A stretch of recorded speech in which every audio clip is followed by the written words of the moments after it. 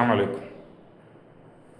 നമ്മൾ സ്കൂളിൽ പഠിച്ചിരുന്ന കാലത്ത് എൻ്റെയൊക്കെ തലമുറ പഠിക്കുമ്പോൾ ഒരു 90കളിലൊക്കെ പാഠപുസ്തകങ്ങളിൽ ഇന്ത്യൻ സ്വാതന്ത്ര്യ സമര പ്രസ്ഥാനത്തെക്കുറിച്ച് പറയുമ്പോൾ അന്നത്തെ കോൺഗ്രസ് നേതാക്കളെ, സ്വാതന്ത്ര്യ സമര സേനാനികളായ കോൺഗ്രസ് നേതാക്കളെ 2 വിഭാഗങ്ങളായി പരിചയപ്പെടുത്താറുണ്ടായിരുന്നു. ഇന്ന് അതേ വാക്കുകൾ ഉപയോഗിച്ച് പരിചയപ്പെടുത്തുന്നുണ്ടോ എന്നറിയില്ല. കോൺഗ്രസ്സിലെ മിതവാദികളും കോൺഗ്രസ്സിലെ തീവ്രവാദികളും. ഗോഖലെ പോലുള്ള ആളുകൾ മിതവാദികളായിരുന്നപ്പോൾ ലാൽ ബാൽ പാൽ എന്നൊക്കെ പേരുള്ള ലാല ലജ്പത് റായ്, ബാലഗംഗാധര തിലകൻ തുടങ്ങിയ ആളുകളൊക്കെ തീവ്രവാദികളായിട്ടായിരുന്നു അന്ന് നമ്മുടെ പാഠപുസ്തകങ്ങൾ വിശേഷിപ്പിച്ചിരുന്നത്. നമ്മളൊക്കെ ആ സമയത്ത് ഇന്ത്യയുടെ സ്വാതന്ത്ര്യം പൂർണ്ണമായി നമുക്ക് വേണം, ബ്രിട്ടീഷുകാരെ പൂർണ്ണമായി ഇവിടുന്ന് പറഞ്ഞേക്കണം എന്ന നിലപാടുണ്ടായിരുന്ന തീവ്രവാദികളായ കോൺഗ്രസ് നേതാക്കളുടെ നിലപാട് ആയിരുന്നു ശരിയെന്നും അതോടൊപ്പം അവരോട് താല്പര്യമൊക്കെ തോന്നിയിരിക്കാൻ സാധ്യതയുള്ളവരാണ്. കാരണം ഇന്ത്യ പൂർണ്ണമായി സ്വതന്ത്ര രാജ്യമായിരിക്കണമെന്ന് താല്പര്യപ്പെട്ടത് അവരാണല്ലോ എന്നുള്ള നിലയ്ക്ക്. അന്ന് തീവ്രവാദം എന്ന വാക്കിന് ഇന്ന് പറയുന്ന പോലത്തെ പെട്ടെന്ന് മനസ്സിലേക്ക് വരുന്ന രീതിയിലുള്ളൊരു അർത്ഥം ഇത്ര വ്യാപകമായിട്ടുണ്ടായിരുന്നില്ല. അപ്പോൾ പറഞ്ഞു വന്നത്, വാക്കുകളുടെ അർത്ഥവും സാഹചര്യവും ഒക്കെ അനുസരിച്ച് നമ്മളെ മനസ്സിൽ വരുന്ന ചിത്രങ്ങളിൽ വലിയ മാറ്റം ഉണ്ടാവും. അതുകൊണ്ട് തന്നെ ഇന്നത്തെ പാഠപുസ്തകങ്ങളിൽ ബാലഗംഗാധര തിലകൻ അടക്കമുള്ളവരെ തീവ്രവാദികളായ നേതാക്കൾ എന്ന് പറയുന്നുണ്ടോ എന്നറിയില്ല. പറഞ്ഞു വന്നത്, തീവ്രവാദികൾ എന്ന് പറയുമ്പോൾ ഇന്ന് നമ്മളെ മനസ്സിലേക്ക് വരുന്ന ഒരു ചിത്രമുണ്ട്, അത് പൂർണ്ണമായും നെഗറ്റീവാണ്. അതേസമയം അന്ന് തീവ്രവാദികളായ കോൺഗ്രസ് നേതാക്കൾ എന്ന് പറയുമ്പോൾ തീവ്രമായ നിലപാടുള്ളവർ, സ്വാതന്ത്ര്യത്തെക്കുറിച്ച് തീവ്രമായ നിലപാടുള്ളവർ എന്ന അർത്ഥത്തിൽ അതൊരു പോസിറ്റീവായ ചിത്രമായിരുന്നു നമുക്ക് തന്നിരുന്നത്. വാക്കുകളുടെ അർത്ഥം പലപ്പോഴും രാഷ്ട്രീയ രംഗത്തുള്ള മുതിർന്നവർക്ക് തന്നെ, അല്ലെങ്കിൽ ഈവൻ വിദ്യാഭ്യാസം, രാഷ്ട്രീയ പരിജ്ഞാനം ഉണ്ട് എന്ന് കരുതുന്നവർക്ക് തന്നെ മാറിപ്പോകുന്നതോ മനഃപൂർവ്വം മാറുന്ന പോലെ അവർ അഭിനയിക്കുന്നതോ കാണാം. സെക്യുലറിസം, മതേതരത്വം എന്ന വാക്ക് മറ്റൊരു ഉദാഹരണമാണ്. മതേതരത്വം എന്ന് പറയുമ്പോൾ 2 അർത്ഥത്തിൽ അത് നമുക്ക് ഉപയോഗിക്കാം. ഒന്ന്, യൂറോപ്യൻ പശ്ചാത്തലത്തിലൊക്കെ സെക്യുലറിസം എന്ന് പറയുമ്പോൾ കിട്ടുന്നൊരർത്ഥം, അഥവാ എല്ലാ മതങ്ങളുടെയും തിരസ്കാരമാണത്.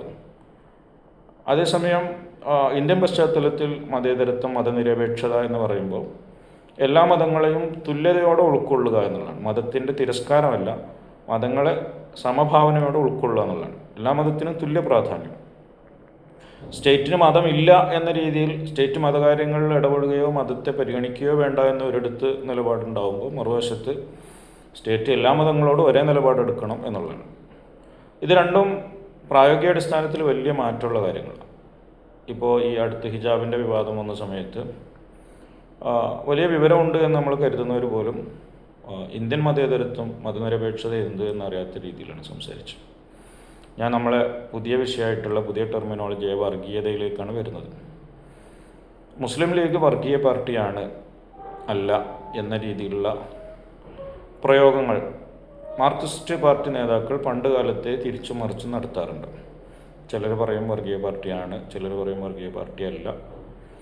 അതേപോലെ മാർക്സിസ്റ്റുകാരായ പ്രവർത്തകരും അതുപോലെ എഴുത്തുകാരൊക്കെ സമാനമായ പ്രയോഗങ്ങൾ നടത്താറുണ്ട്. അപ്പോൾ എന്താണ് വർഗീയത എന്ന് നിർവചിക്കേണ്ടി വരും.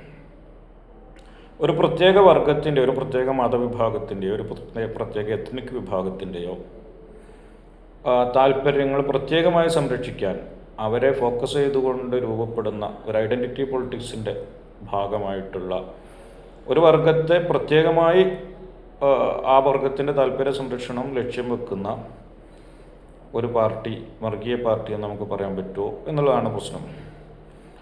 വേണമെങ്കിൽ നമുക്ക് പറയാം ഭാഷാപരമായിട്ടത് ശരിയാണ്. പക്ഷേ ഇന്നത്തെ സാഹചര്യത്തിൽ നമ്മൾ വർഗീയത എന്ന് പറയുന്ന പൂർണ്ണാർത്ഥത്തിൽ അത് ശരിയല്ല. അങ്ങനെ ഒരു പ്രത്യേക വർഗത്തെ പ്രതിനിധാനം ചെയ്യുന്ന പാർട്ടികൾ ഇഷ്ടംപോലെ ഇന്ത്യയിലുണ്ട്, കേരളത്തിലുണ്ട്. മതപരമായ അതല്ലെങ്കിൽ അല്ലാത്ത ഐഡൻറ്റിറ്റികളെ പ്രതിനിധീകരിക്കുന്ന, അവരുടെ അവകാശങ്ങൾക്ക് വേണ്ടി നിലകൊള്ളുന്ന ധാരാളം പാർട്ടികളുണ്ട്. എല്ലാ മുന്നണികളിലും അത്തരം പാർട്ടികളെ കാണാം. അപ്പോൾ അതൊക്കെ വർഗീയമാണെങ്കിൽ ഒരു മുന്നണിയും വർഗീയ പാർട്ടികളിൽ നിന്ന് മുക്തമല്ല എന്ന് പറയുന്നു. പക്ഷെ അത് സൂക്ഷ്മാർത്ഥത്തിൽ ദോഷകരമാണോ ഒരു മതനിരപേക്ഷ രാജ്യത്തിന് ഗുണകരമാണോ അല്ലേ എന്നുള്ള അക്കാദമിക്കായ ചർച്ചകളൊക്കെ നമുക്ക് നടത്താമെങ്കിലും പ്രാക്ടിക്കലി നമ്മുടെ ദൈനംദിന ജീവിതത്തിൽ വർഗീയത എന്ന് പറയുമ്പോൾ ഉണ്ടാക്കുന്ന പ്രശ്നങ്ങൾ ഉണ്ടാക്കുന്ന ഒരു കേസല്ല അത്. അതിനതിൻ്റേതായ ഗുണങ്ങളും ദോഷങ്ങളും ഉണ്ട്. മറ്റൊരർത്ഥം വർഗീയ പാർട്ടി എന്ന് പറയുമ്പോൾ മറ്റ് മതവിഭാഗങ്ങളെ അല്ലെങ്കിൽ മറ്റ് എത്നിക് വിഭാഗങ്ങളെയൊക്കെ ജനങ്ങളുടെ വ്യത്യസ്ത വിഭാഗങ്ങളിൽ തങ്ങളുടേതല്ലാത്ത വിഭാഗങ്ങളോട് വിവേചനപരമായി നിലപാടെടുക്കുന്ന, ഒരുപക്ഷെ അവർക്ക് ദോഷകരമായ നിലപാടെടുക്കുന്ന ആളുകൾ എന്ന അർത്ഥത്തിലും വേണമെങ്കിൽ കാണാം. വേറൊന്ന്, മതപരമോ മറ്റോ ആയിട്ടുള്ള ചിഹ്നങ്ങളെ പാർട്ടിയാവുമ്പോൾ രാഷ്ട്രീയ താല്പര്യങ്ങൾക്ക് വേണ്ടി ഉപയോഗിക്കുന്നവരെന്നുള്ള നിലക്കും നമുക്ക് വർഗീയ പാർട്ടികളെന്ന് ചിലപ്പോൾ പ്രയോഗിക്കാറുണ്ട്. ഇതൊക്കെ ഒരർത്ഥത്തിൽ വർഗീയത എന്ന് പറയാം. എന്നാൽ ആധുനിക സമയത്ത്, ആധുനിക ഇന്ത്യൻ പശ്ചാത്തലത്തിൽ BJP നേതൃത്വം വഹിക്കുന്ന RSSൻ്റെ നേതൃത്വത്തിലുള്ള ഫാഷിസ്റ്റ് മൂവ്മെൻറ്റ് പ്രവർത്തിക്കുന്ന ഒരു കാലത്ത് ആളുകളെ ആൾക്കൂട്ട വിചാരണ ചെയ്യുകയും കൊല ചെയ്യുകയും ഒരു പ്രത്യേക മതവിഭാഗത്തിൻ്റേത് എന്ന് പറയപ്പെടുന്ന താല്പര്യങ്ങൾക്ക് വേണ്ടി അവർക്ക് പോലും യോജിപ്പുണ്ടായാലും ഇല്ലെങ്കിലും അതിനു വേണ്ടിയിട്ട് മറ്റു വിഭാഗങ്ങളെ അടിച്ചമർത്തുകയും സമ്പൂർണ്ണമായി ഹിംസാത്മകമായും വിദ്വേഷപരമായും വെറുപ്പ് ഉൽപ്പാദിപ്പിച്ചുകൊണ്ടും പ്രവർത്തിക്കുന്ന വളരെ അപകടകരമായ, വളരെ അഗ്രസീവായ ഒരു തരം വർഗീയത മറ്റു വിഭാഗങ്ങളെ ദോഷകരമായി ബാധിക്കുക എന്നുള്ളതിന് അപ്പുറം മറ്റു വിഭാഗങ്ങളെ അക്രമോത്സുകമായി നേരിടുന്ന രീതിയിലുള്ള ഒരു തരം വർഗീയത പടർന്നു വരുന്ന ഒരു കാലമാണ് ഇപ്പോൾ നമുക്കുള്ളത്. അപ്പോൾ ആ ഒരു പശ്ചാത്തലത്തിൽ BJPയെ പോലെയുള്ള ഒരു പാർട്ടിയെ മറുവശത്ത് നിർത്തിയിട്ട് സംസാരിക്കുമ്പോൾ വർഗീയത എന്ന് പറയുന്നതൊക്കെ തമ്മിൽ വ്യത്യസ്തമായ അർത്ഥങ്ങളാണ്, എല്ലാം ഒരേ തലത്തിലുള്ളതല്ല. അപ്പോൾ ഒരു മതവിഭാഗത്തെ പ്രതിനിധാനം ചെയ്യുന്നു എന്നതുകൊണ്ട്, അല്ലെങ്കിൽ ഒരു ജനസംഖ്യാ വിഭാഗത്തെ പ്രതിനിധാനം ചെയ്യുന്നു എന്നതുകൊണ്ട് ഒരു പാർട്ടി അല്ലെങ്കിൽ ഒരു സംഘടന വർഗീയമാണെങ്കിൽ കേരളത്തിൽ ഇഷ്ടംപോലെ വർഗീയ പാർട്ടികൾ നമുക്ക് കിട്ടും.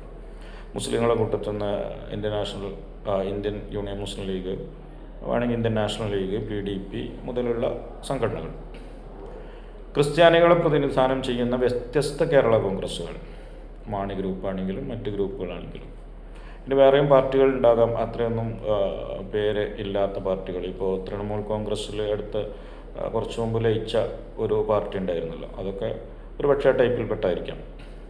ഹിന്ദു സമുദായത്തെ പ്രതിനിധീകരിക്കുന്ന രാഷ്ട്രീയ ഗ്രൂപ്പുകളുണ്ട്. ഇപ്പോൾ ചുരുങ്ങിയത് 4 ഗ്രൂപ്പുകളെങ്കിലും രാഷ്ട്രീയ പാർട്ടി എന്നുള്ള നിലയ്ക്ക് ഹിന്ദു സമുദായത്തെ പ്രതിനിധീകരിക്കുന്നത് എനിക്കറിയാവുന്നുണ്ട്. ഒന്ന് BJP, ചെറിയ തോതിലാണെങ്കിലും ശിവസേന ഇവിടെയുണ്ട്. അതുപോലെ BDJS ഉണ്ട്. അതുപോലെ NDAയുടെ ഒരു അലയൻസിനായി പ്രവർത്തിച്ചിരുന്ന ഒരു കൊച്ചു കക്ഷിയുണ്ട്, അതൊരു KS രാധാകൃഷ്ണൻ്റെയൊക്കെ.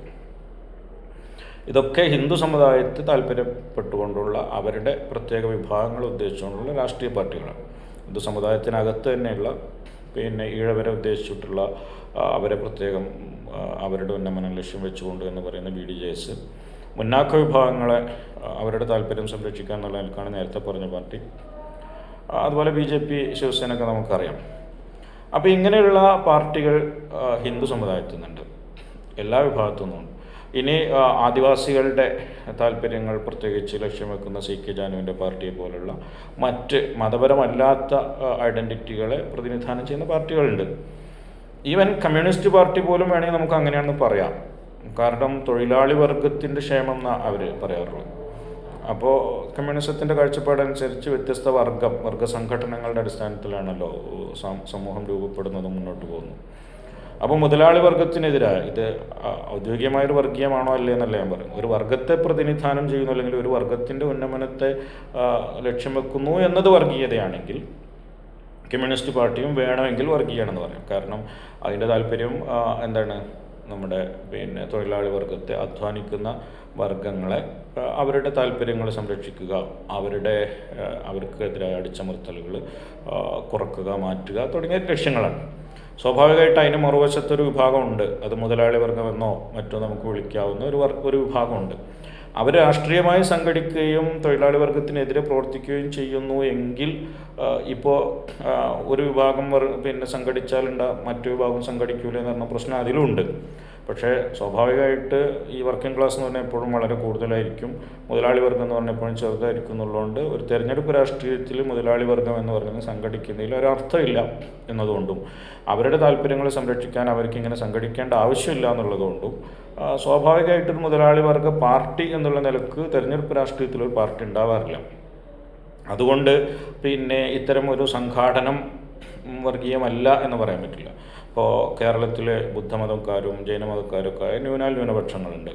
അവർക്ക് അവരുടെ താല്പര്യങ്ങളെ സംരക്ഷിക്കാൻ വേണ്ടിയിട്ട് അവർ പാർട്ടി ഉണ്ടാക്കിയാൽ അതും ഈ പറഞ്ഞ വർഗീയ പാർട്ടിയാണ്.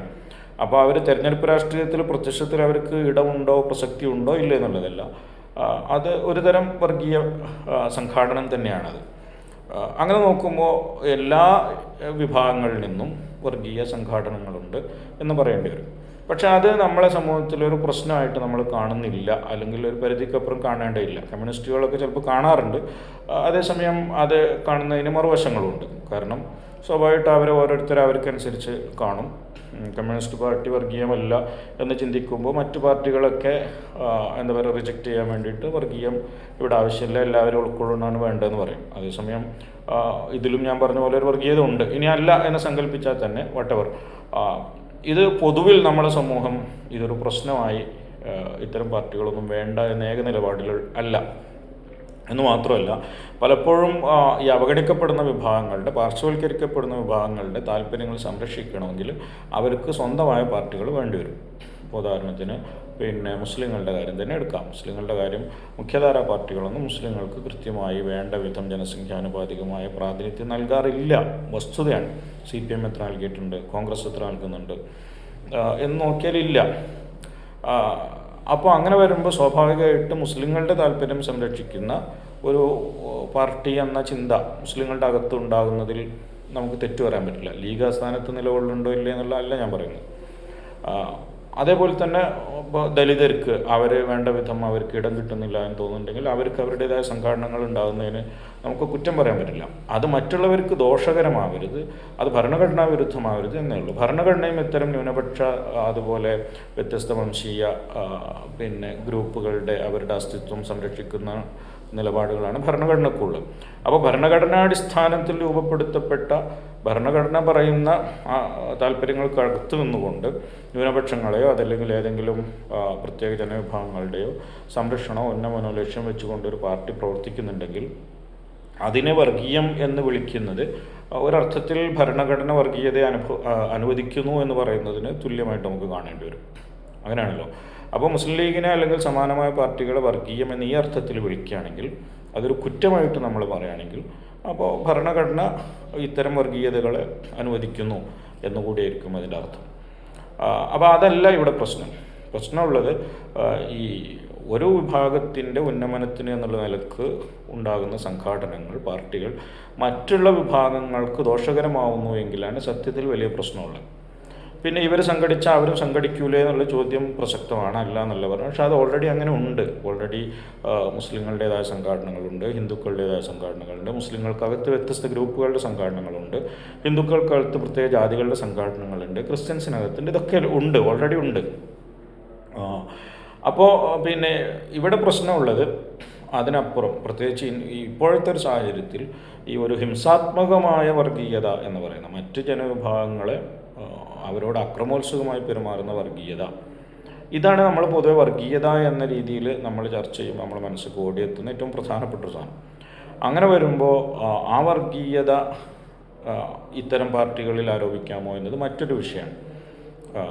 അതുപോലെ തന്നെ മതപരമായ ചിഹ്നങ്ങളെ ദുരുപയോഗം ചെയ്യുന്നുണ്ടെങ്കിൽ അതും ഒരു പ്രശ്നമാണ്. അപ്പോൾ നമ്മൾ പറഞ്ഞു വന്നത് ഈ പറഞ്ഞ രീതിയിലുള്ള വർഗീയതയാണ് എങ്കിൽ നമുക്ക് രണ്ടാമത് പറയാം. അതേസമയം ഹിംസാത്മക വർഗീയത നിലനിർത്തുന്ന പാർട്ടികൾ നിലവിൽ ഇന്ത്യയിലുള്ളത് പ്രത്യേകിച്ച് ഒരു വിഭാഗമാണ്. ഒരിക്കലും മുസ്ലിം ലീഗിനെ ആ കൂട്ടത്തിൽ കൂട്ടാൻ പറ്റില്ല. മുസ്ലിം ലീഗ് എന്നത് പിന്നെ മുസ്ലിം ലീഗിനോട് പല രീതിയിൽ വിയോജിപ്പുള്ള ആളാണ് ഞാനടക്കമുള്ളവർ. മുസ്ലിം ലീഗ് മതത്തിൻ്റെ ചിഹ്നങ്ങളെ ദുരുപയോഗം ചെയ്യുന്നു എന്ന് ചിന്തിക്കുന്ന ആളാണ്. അതേസമയം മുസ്ലിം ലീഗ് പുറത്ത്, മുസ്ലിം സമുദായത്തിന് പുറത്ത് സമാധാനത്തിൻ്റെ വലിയ ആളുകളാണ്. അവരെ മുസ്ലിം ലീഗിനെ കൊണ്ട് മറ്റു മതവിഭാഗങ്ങൾക്ക് ബോധപൂർവം വലിയ തോതിലുള്ള നാശങ്ങൾ ഉണ്ടാക്കുകയോ മറ്റു മതവിഭാഗങ്ങളോട് അക്രമോത്സവമായി പെരുമാറുകയോ ചെയ്യുന്നത് ലീഗിൻ്റെ ചരിത്രത്തിൽ ഇല്ല എന്ന് മാത്രമല്ല, ഒരുപക്ഷെ അമിതമായ അല്ലെങ്കിൽ ഒരുപക്ഷെ നമുക്ക് ആവശ്യമുണ്ടോ എന്ന് തോന്നുന്നതിലപ്പുറമുള്ള നീക്കുപോക്കുകൾ വരെ അവർ ചിലപ്പോൾ ചെയ്യാൻ തയ്യാറാവും. അവർ മുസ്ലിങ്ങളുടെ അകത്ത് അവർ ഒരു തരം അഗ്രസീവായ ഒരു ഭാഗികമായ ഫാസിസ്റ്റ് നിലപാടാണ് അവർ സ്വീകരിക്കാറുള്ളത്. അത് ഈ ചില വീട്ടിൽ മക്കളോടും ഭാര്യനോടൊക്കെ വളരെ മോശപ്പെട്ട് അതോറിറ്റേറ്റീവായിട്ട് പെരുമാറുന്ന ആൾ നാട്ടിൽ ഭയങ്കര ജനകീയനാണ് കേസൊക്കെ ഉണ്ടാവുമല്ലോ. ഇങ്ങനത്തെ ഒരു കേസാണ് മുസ്ലിം ലീഗിൻ്റെ എന്ന് പറഞ്ഞു. മുസ്ലിം സമുദായത്തിനകത്ത് അവരുടെ താല്പര്യങ്ങളോട് യോജിക്കുന്ന എല്ലാവരെയും പിന്നെ അടിച്ചമർത്താനുള്ള പ്രത്യേക താല്പര്യം, ഈവൻ കൊന്നുകളയ പോലും ചെയ്യുന്ന സംഭവങ്ങളൊക്കെ ചെയ്യുമ്പോഴും മറ്റു മതവിഭാഗങ്ങൾക്ക് ഒരു തരത്തിലുള്ള ഭീഷണിയും മുസ്ലിം ലീഗ് സൃഷ്ടിക്കാറില്ല എന്നത് നമുക്കറിയാം. പിന്നെ ഇപ്പോൾ ആരോപിക്കുമ്പോൾ എല്ലാവർക്കും അങ്ങോട്ടും ഇങ്ങോട്ടും ആരോപിക്കാമെന്നല്ലാണ്ട് നമ്മൾ മറുവശത്ത് ബി ജെ പിയോട് തുലനം ചെയ്യുമ്പോൾ ഒരിക്കലും ബി ജെ പിയോട് സമീകരിക്കേണ്ട ഒരു പാർട്ടിയല്ല മുസ്ലിം ലീഗ്. എന്നിരിക്കെ ബി ജെ പി ഒരു വശത്ത് വളരും, ഇപ്പോൾ മുസ്ലിം ലീഗ് ഇപ്പുറത്ത് വളരുമ്പോൾ അപ്പുറത്ത് ബി ജെ പി വളരും. മുസ്ലിങ്ങൾ മുസ്ലിം ലീഗിന് വോട്ട് ചെയ്യുമ്പോൾ ഹിന്ദുക്കൾ ബി ജെ പിക്ക് വോട്ട് ചെയ്യുമെന്ന രീതിയിൽ സമീകരിക്കുന്നത് ബി ജെ പിയും മുസ്ലിം ലീഗും തുല്യമാണ് എന്ന് പറയുന്ന വിധത്തിലുള്ള അപകടമാണ്. ഈവൻ ജമാഅത്തെ ഇസ്ലാമിയെക്കുറിച്ച് അവർക്ക് അക്രമോത്സുകതയുണ്ട്, ഇവിടെ ആളില്ലാത്തതുകൊണ്ടാണ് അവർ ബംഗ്ലാദേശിൽ അക്രമോത്സവമായിട്ടുണ്ട് എന്ന് പറയുകയാണെങ്കിൽ മാർക്സിസ്റ്റ് പാർട്ടിക്കും അതേ ആരോപണം സമാനമായ രീതിയിൽ അതിനേക്കാൾ എത്രയോ കൂടുതൽ അർഹിക്കുന്നുണ്ടല്ലോ. ലോകത്ത് ഏറ്റവും കൂടുതൽ മനുഷ്യരെ കൊന്നിട്ടുള്ള പാർട്ടികൾ മാർക്സിസ്റ്റ് പാർട്ടികളാണ്. മാർക്സിസ്റ്റ് പാർട്ടികൾക്ക് പൂർണ്ണമായ അധികാരം കിട്ടിയ സ്ഥലങ്ങളിലൊക്കെ കടുത്ത ഫാഷിസ്റ്റ് ഏകാധിപത്യ പ്രവണത കാണിക്കുകയും അല്ലാത്തവരെ ഒക്കെ വംശീയമായും സാംസ്കാരികമായും ഒക്കെ അടിച്ചമർത്തുകയും കൊന്നുകളയുകയും ചെയ്തത് ചരിത്രത്തിൻ്റെ ഭാഗമാണ്. അതിനോടൊക്കെ ഇപ്പോഴും ഒരു തരം റൊമാൻറ്റിക് ആയിട്ടുള്ള താല്പര്യം നിലനിർത്തുന്നവരാണ് അത്തരം മാർക്സിസ്റ്റ് പാർട്ടികളോടൊക്കെ. ചൈനീസ് കമ്മ്യൂണിസ്റ്റ് പാർട്ടിയോടും മാവോസെ തൂങ്ങിനോടും റഷ്യൻ കമ്മ്യൂണിസ്റ്റ് പാർട്ടികളോടും ഈവൻ ഉത്തര കൊറിയയുടെ കമ്മ്യൂണിസ്റ്റ് പാരമ്പര്യത്തോടും പോലും ഒരു തരം റൊമാൻറ്റിക്കായ, അതുപോലെ പഴയകിഴക്കൻ യൂറോപ്യൻ രാജ്യങ്ങളോടൊക്കെ ആ ഒരു കമ്മ്യൂണിസ്റ്റ് റൊമാൻസ് നിലനിർത്തുന്നവർ തന്നെയാണ് ഇവർ. അപ്പോൾ ഇവർ ജമാഅത്തെ ഇസ്ലാമിയെ മാത്രം പറയുന്നതിൽ എന്താ അർത്ഥമുള്ളത്? അപ്പോൾ തൽക്കാലം നമുക്ക് അതൊക്കെ വിടാം. നമുക്ക് ഇപ്പോൾ ഇവിടെ അക്രമോത്സുകമാണോ എന്ന് നോക്കുമ്പോൾ ഇവിടെ അക്രമോത്സുകമായിട്ടുള്ള ഒരു വിഭാഗമാണ് പ്രധാനമായിട്ടുള്ളത്. അതിനോട് മറ്റുള്ളവരെ സമീപിക്കുക എന്നുള്ളത് അക്രമമാണ്. ഇനി സമീകരിക്കാൻ എന്തെങ്കിലും ന്യായങ്ങളുണ്ടെങ്കിൽ ആ ന്യായങ്ങൾ അതിലേറെ ഈ പറയുന്ന കമ്മ്യൂണിസ്റ്റ് പാർട്ടികൾ അടക്കമുള്ളവർക്ക് ബാധകമാണ് എന്നാണ് ഞാൻ പറയുന്നത്. ഇപ്പോൾ ഈ ചർച്ച കാര്യമായി മറ്റു വിഭാഗങ്ങളെ വർഗീയത ആരോപിക്കുന്നത് ഈ കമ്മ്യൂണിസ്റ്റ് പശ്ചാത്തലത്തിലുള്ളവരായതുകൊണ്ടാണ് ഞാനത് എടുത്തു പറയുന്നത്. വർഗീയത എല്ലാവരുടെയും കണക്കന്നെ. അപ്പോൾ അത് എന്തായാലും അത് ശരിയല്ല. രണ്ടാമത് ഇനി നേരത്തെ പറഞ്ഞ പോലെ മതപരമായ ചിഹ്നങ്ങൾ ദുരുപയോഗം ചെയ്യുന്നതിനെ കുറിച്ചാണെങ്കിൽ, മതപരമായ ഈ സെൻസിറ്റിവിറ്റിയെ ഉപയോഗപ്പെടുത്തുന്നു എന്നുള്ളതാണെങ്കിൽ തീർച്ചയായിട്ടും മുസ്ലിം ലീഗ് അതിൽ പ്രതിയാണ്. മുസ്ലിം ലീഗ് ആളുകളുടെ പുറത്ത് ഒരു വശത്ത് മതേതരത്വം പറയുകയും അതേസമയത്ത് തന്നെ പാർട്ടി പരിപാടികളിൽ മുസ്ലിങ്ങൾ, പ്രത്യേകിച്ച് ഇപ്പോൾ പാവപ്പെട്ട സാധാരണക്കാരായ ഉമ്മമാരോ മറ്റൊക്കെയുള്ള ഇടങ്ങളിൽ അവിടെ മതവികാരം ഉണർത്തി സംസാരിക്കുകയും ചെയ്യാറുണ്ട്. അത് മറ്റും വിഭാഗങ്ങൾക്ക് വിരുദ്ധമായ മതവികാരം എന്ന് നമുക്ക് പൂർണ്ണമായിട്ട് പറയാൻ പറ്റിക്കൊള്ളണമെന്നില്ല. അതിനപ്പുറം നമ്മുടെ എന്നുള്ള ഒരു വികാരം ഉണർത്തി സംസാരിക്കാറുണ്ട്. മതപരമായ ചിഹ്നങ്ങൾ അവർ ദുരുപയോഗം ചെയ്യാറുണ്ട്. അതിനൊക്കെ നിശ്ചിതമായി വിമർശിക്കുന്നവരാണ്, കംപ്ലീറ്റ്ലി വിയോജിപ്പുള്ളവരാണ് നമ്മളെപ്പോലുള്ള ആളുകളും. അപ്പോൾ അതുകൊണ്ട് തന്നെ അത് ഒരു പ്രശ്നമാണ്. എന്നാൽ ആ പ്രശ്നം അവർക്ക് മാത്രമല്ലല്ലോ ഉള്ളത്. മതപരമായ വികാരങ്ങളെ ഉപയോഗപ്പെടുത്തുന്നതിൽ കേരള കോൺഗ്രസ്സിലെ മതപരമായ ചിഹ്നങ്ങൾ ഉപയോഗപ്പെടുത്തുന്നതിൽ നേരത്തെ പറഞ്ഞ പോലെ ഹൈന്ദവ പാർട്ടികളില്ലേ, ബി ജെ പി അല്ലാത്ത. അപ്പോൾ BDJS-നെ ബി ജെ പി പോലെ ഒരു ഹിംസാത്മക പാർട്ടിയിട്ട് നമുക്ക് കാണാൻ പറ്റില്ല. നിലവിൽ അവരുടെ സഖ്യമുള്ളതുകൊണ്ട് വിയോജിപ്പ് നമുക്ക് പറയാമെങ്കിലും, പക്ഷേ BDJS എന്നുള്ള നിലക്ക് ഈഴവ സമുദായത്തിൻ്റെ താല്പര്യം സംരക്ഷിക്കുന്ന ഒരു പാർട്ടി എന്നുള്ള നിലക്ക് BJP-യോട് സഖ്യമുണ്ട് എന്നുള്ള ഭാഗം ഇല്ലെങ്കിൽ നമുക്ക് അവരോട് വിയോജിപ്പൊന്നുമില്ല. ഈഴവ സമുദായത്തിൻ്റെ ഉന്നമനം ഉണ്ടാകേണ്ടത് നമ്മുടെ സമൂഹത്തിൻ്റെ പൊതുവായ ഉന്നമനത്തിന് ആവശ്യമാണ്. പക്ഷേ ഇത്തരം ഏത് വിഭാഗവും, ഈവൻ മാർക്സിസ്റ്റ് പാർട്ടി പലയിടങ്ങളിലും ആളുകളുടെ ഈ മതപരമായ ഇമോഷൻസിനെ ഉപയോഗപ്പെടുത്തുന്നില്ലേ? സദ്ദാം ഹുസൈൻ മുതൽ യാസർ അറഫാത്ത് വരെയുള്ളവരെ മലബാർ മേഖലയിൽ ഉപയോഗപ്പെടുത്തുന്നത് എന്തിനായിരുന്നു? അത് സാമ്രാജ്യത്വ വിരുദ്ധ പോരാട്ടം എന്നൊക്കെ പറയുമ്പോഴും അതേ ചിഹ്നങ്ങളെ സാമ്രാജ്യത്വ വിരുദ്ധതയിൽ ചിന്തിക്കുന്ന മറ്റ് മതവിഭാഗങ്ങളുടെ അടുത്ത് ഉപയോഗിക്കുന്നില്ലല്ലോ. മുസ്ലിം മതവിഭാഗങ്ങളുടെ അടുത്ത് മാത്രം യാസർ അറഫാത്തിനും സദ്ദാമിനും അമിതമായ പ്രാധാന്യം നൽകിയൊരു പ്രചരണ കാലം ഉണ്ടായിരുന്നല്ലോ. അതെന്തിനായിരുന്നു? അപ്പോൾ അവിടെ ഒരു ഇമോഷണൽ തന്നെയാണ്.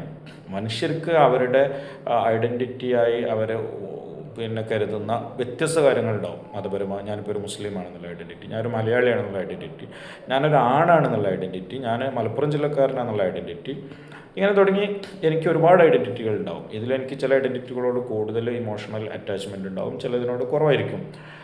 ഇതിൽ ഏത് ഐഡൻറ്റിറ്റി ആക്രമിക്കപ്പെട്ടാലും അല്ലെങ്കിൽ ഏത് ഐഡൻറ്റിറ്റിയോട് താല്പര്യപ്പെടുന്ന കാര്യങ്ങളുണ്ടായാലും എനിക്കതിൽ പ്രത്യേക താല്പര്യം ഉണ്ടാവും. അത് മനുഷ്യനിലുള്ളതാണ്, അത് മാറ്റാൻ കഴിയുന്ന കാര്യമില്ല. അതിനെ പോസിറ്റീവായിട്ട് ഉപയോഗിക്കാൻ മാത്രമേ പറ്റുള്ളൂ.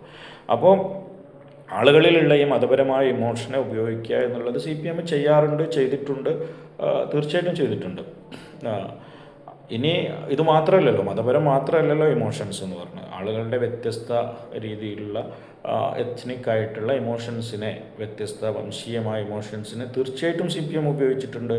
ഈവൻ തൊഴിലാളി വർഗം എന്ന ഒരു ഇമോഷൻ തന്നെ ഈ പറഞ്ഞ രീതിയിൽ ഒരു തരം ഒരു വർഗീയമായ ഇമോഷനല്ലേ.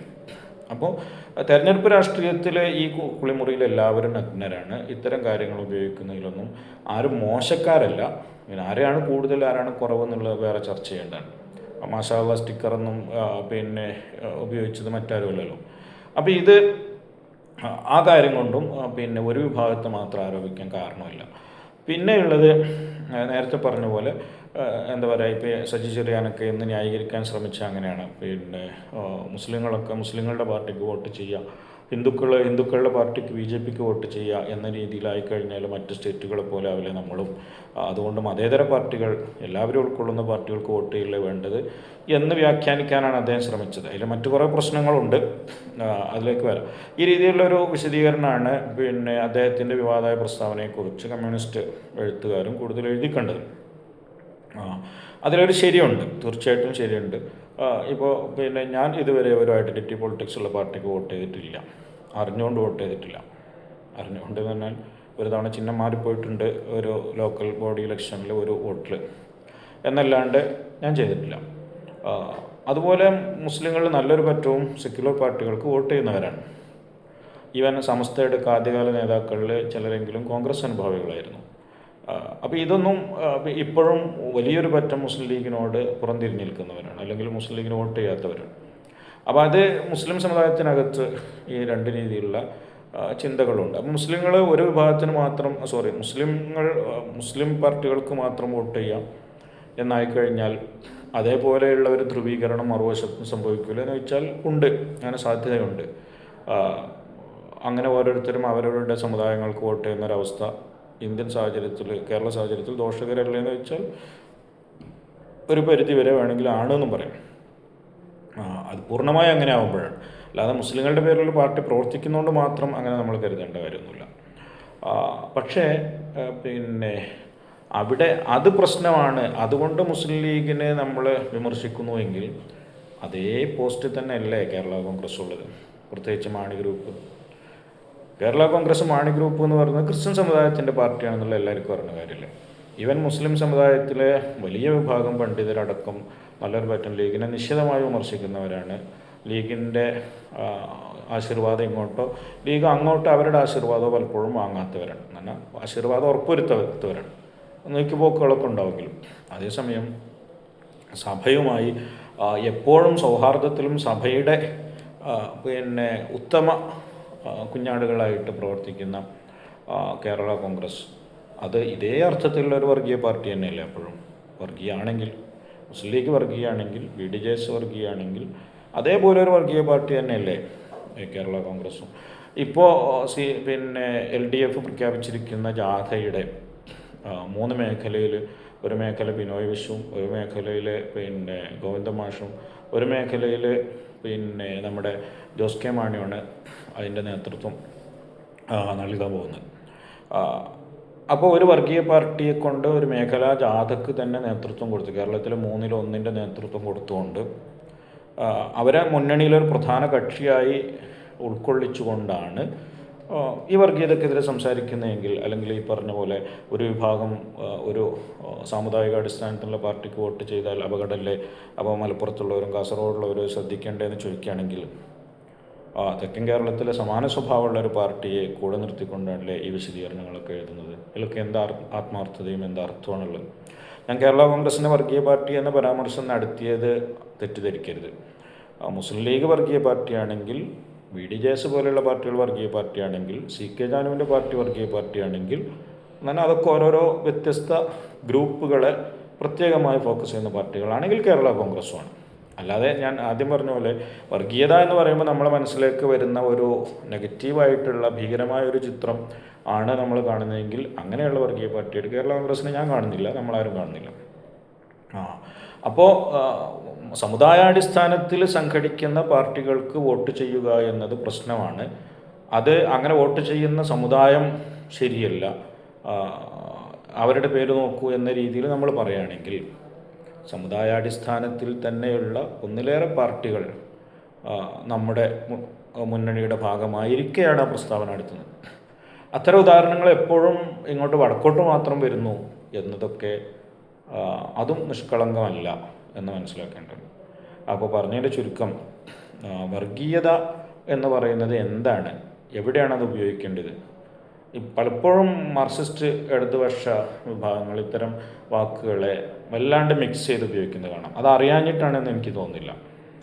ഇന്ത്യൻ സാഹചര്യത്തിൽ മുസ്ലിം ലീഗ് വർഗീയ പാർട്ടിയാണ് എന്ന് പറയുന്നത്, അല്ലെങ്കിൽ ഇപ്പോഴത്തെ സാഹചര്യത്തിൽ പറയുന്നത്, BJPയോട് സമീകരിച്ചുകൊണ്ട് ആളുകൾക്ക് തോന്നുന്ന വിധം പറയുന്നതൊന്നും എപ്പോഴും നിഷ്കളങ്കമാണ് എന്ന് എനിക്ക് തോന്നുന്നില്ല. അതേസമയം മുസ്ലിം ലീഗ് വർഗീയ പാർട്ടി അല്ല എന്ന് ഗോവിന്ദ മാഷ് കുറച്ച് മുന്നേ പറഞ്ഞതിൻ്റെ ക്ലിപ്പ് നമ്മളെടുത്ത് കിട്ടുമല്ലോ. അപ്പോൾ ഇതൊക്കെ ഒരു തരം എന്താ പറയുക, ഒരു ടെർമിനോളജികൾ കൊണ്ട് കളിക്കലാണ്. പക്ഷെ അത് ദൂരവ്യാപകമായി പ്രത്യാഘാതങ്ങൾ ഉണ്ടാക്കുന്നതാണെന്നുള്ള ബോധം നമ്മുടെ പാർട്ടികൾക്കും രാഷ്ട്രീയം നിരീക്ഷിക്കുന്നവർക്കും ഉണ്ടായില്ലെങ്കിൽ കാര്യങ്ങൾ അപകടം. നമ്മൾ തിരിച്ചറിയേണ്ട ഒരു സംഗതി, നമ്മൾ വർഗീയ എന്ന് പറയുമ്പോൾ വർഗീയതയുടെ ഏത് അർത്ഥത്തിലാണ് നമ്മൾ എടുക്കുന്നത്, അങ്ങനെയാണെങ്കിൽ അത് ആർക്കൊക്കെയാണ് ബാധകമാകുക എന്നുള്ള വ്യക്തത വേണം എന്ന് ഉണർത്തുന്നു.